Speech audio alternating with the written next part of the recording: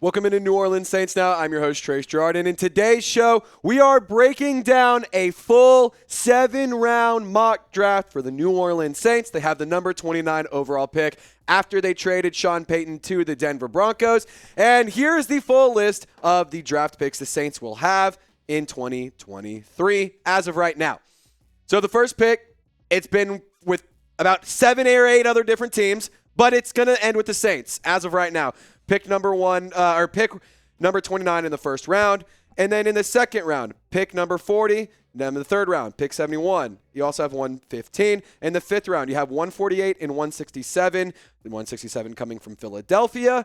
And then in round 7, no picks in 6. You have 2 picks in 7 at 229, 260. And like I said, at the time of filming this, at the end of February, this is how the Saints draft picks currently look. But I want you guys to let me know, do you want more draft videos? We've been doing a lot of Derek Carr trades. We've been doing a lot of free agency stuff. Haven't been doing a ton of draft stuff. So if you want more draft content, if you want more draft videos, let me know and hit the thumbs up icon. If we get, say, 500 likes, I might have to do another mock draft next week. But let's get this thing started. First round pick, number 29, is Osiris Torrance, the guard out of Florida. And before everyone clicks out of this video and says, what the hell are you doing? You didn't take Anthony Richardson. You didn't take a running back. You didn't take an edge rusher. What the hell is this?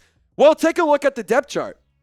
Andrews Pete, the best ability is availability. And that dude ain't available hardly at all. Eric McCoy obviously had the contract extension. Things are good, so he's going to be fine. He's going to be all right. He's going to be center. But Cesar Ruiz took a lot of strides. And this year, he really stepped up and found his place on the Saints offensive line, especially after the beginning of the season, the preseason, when everyone was saying, get rid of that guy. Cesar Ruiz said, nah, I think I'm going to stick around. And I think that most of the Who Dat Nation's pretty happy with that. I think that Osiris could really fit the Saints offensive line. And if you take a look at what he did this past year, he gave up 0 sacks and 1 quarterback hit in all 4 years of college. That's absolutely wild. He did some time with Florida, spent some time in Louisiana, so he's kind of a little bit of a local guy. It'd be pretty cool. PFF grade overall of an 88. I think it would be an interesting first-round pick. It's different than the edge rusher, different than the quarterback, different than the big-name player that a lot of guys have been putting in their mock drafts recently. Number 2, you do get your edge rusher in the second round, though. And it might be kind of crazy. I think some of y'all are honestly looking at this mock draft and thinking, I don't know what's going to get addressed in here. But trust me, it's getting fixed and things are getting worked out. Round 2, number 40 overall, Tuli Tuipulotu. Excuse me. So sorry about that. He's a great edge rusher from USC. He's great at converting his speed to power.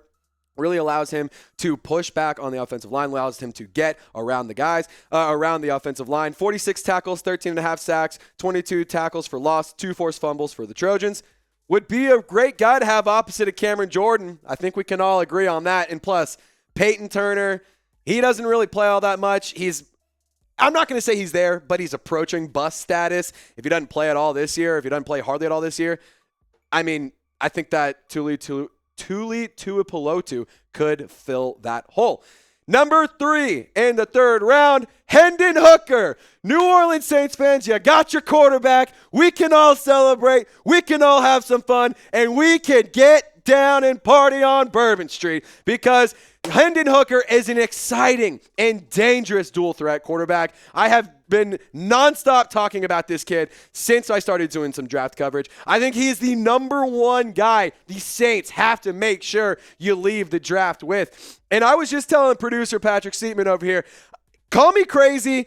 This was a PFF mock draft. He fell to the third round, and I was like, I don't know how I'm going to manage to take him. But I would almost even go as far to say I would almost draft him in the second because I want a player that's going to make a long-term impact on my team, and I think that Hendon Hooker could do that. I don't necessarily know if he falls to the third round, especially after the combine, after he does his workouts, after all the draft stuff throughout the offseason takes place. But the Who Dat Nation, this show is about you. It ain't about me. It's all about you. What quarterback do you want the Saints to draft? I want you to take advantage of the YouTube ad break you might get hit with right here. Go down in the comments section. Share your thoughts. What quarterback do you want the Saints to draft? All right. Next up, round 4, pick 116. The Saints take Sean Tucker, the running back out of Syracuse. Now, obviously, I really wanted Tyjae Spears here. This is not a good day for me talking today. That being said, Tyjae Spears wasn't available. It really hurts. It really sucks. I love him, but I also really like what Sean Tucker can do. He's an explosive and tough runner. He has a lot of big play potential. He did some really good things for the Orange at Syracuse. 206 carries, 1,060 yards, 11 touchdowns, 5 yards per catch, or 5 yards per carry. Has some pass catching ability.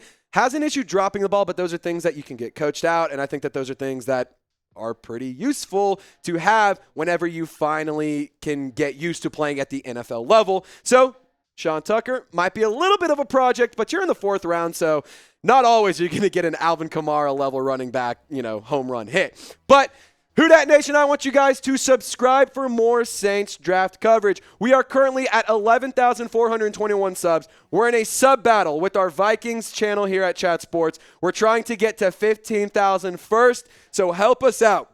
We are at 11,421 away. We need just over 3,000 and some change. Help me out. Subscribe for Saints news, rumors, coverage, all offseason. Die-hard, lifelong Saints fan. I'm making content for you guys, so help us out. Subscribe today. All right, now let's go back to the defensive side of the ball. Rashad Torrence, the safety out of Florida. And I think that this is a pick that should come in because the Saints need some young and cheap safety talent. When you have guys like Dan Sorensen starting and playing and making plays, go draft a safety. That's all I have to say. I mean, it's just ridiculous. I'm not saying that Dan Sorensen sucks, but I think you could have way better production for way cheaper in a guy like Rashad Torrence. He's aggressive, very versatile. He's quick. He's explosive.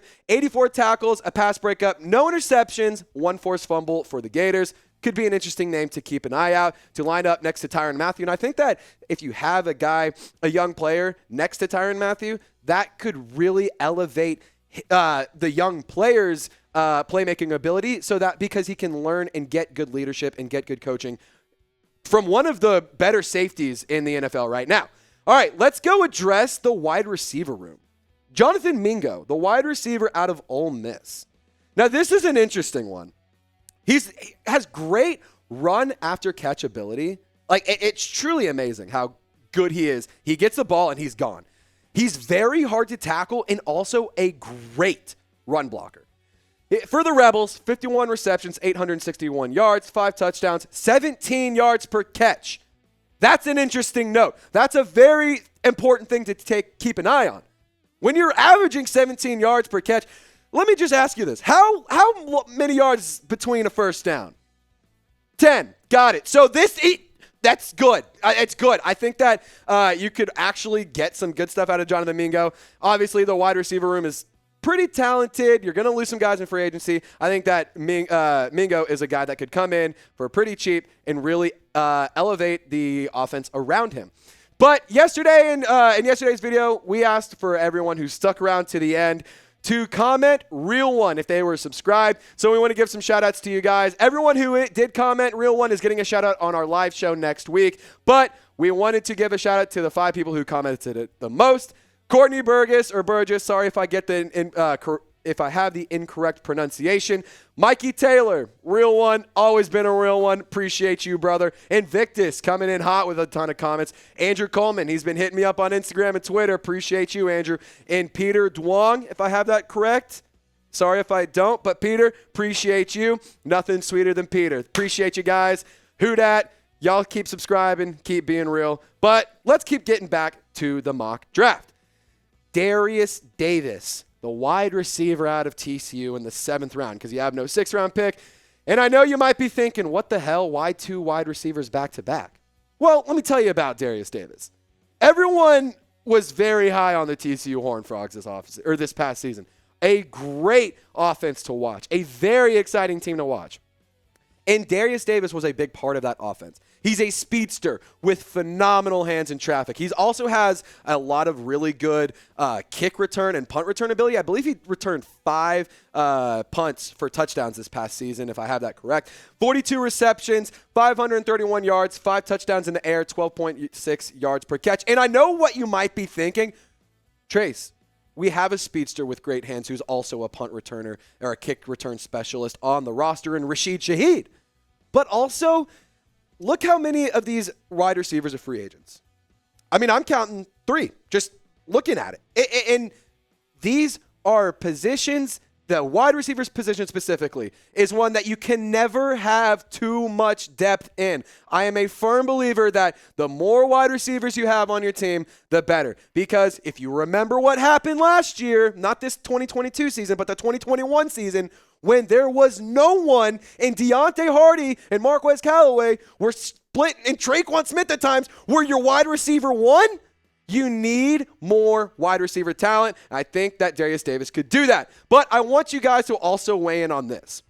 Should the Saints focus on offense or defense at the NFL draft? Do you think that they should pick more offensive players, more defensive players, especially early on? What position do you think that, or what side of the ball should the Saints prioritize at the NFL draft? Let me know in the comment section. All right, last pick for today, Tyreek Jones, the defensive back out of Boise State.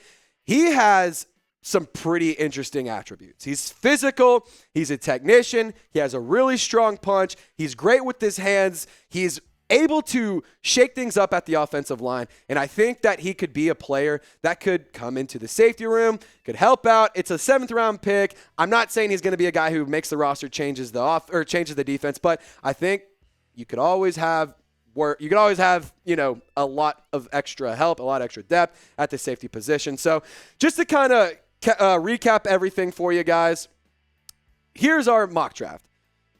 In the first round, Saints select Osiris Torrance, offensive guard out of Florida. Then you get Tuli Tuipulotu at the edge out of USC. Hendon Hooker in the 3rd round, quarterback from Tennessee. Sean Tucker in the 4th.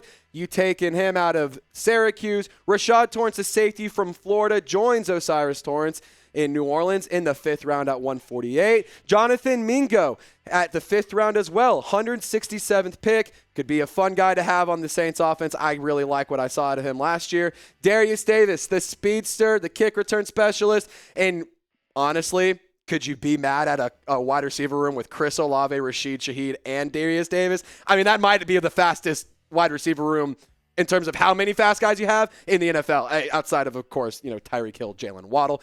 Tyreek Jones to round it out in the 7th round at 260. I want you guys to let me know what you think of my mock draft. Grade it in the comment section.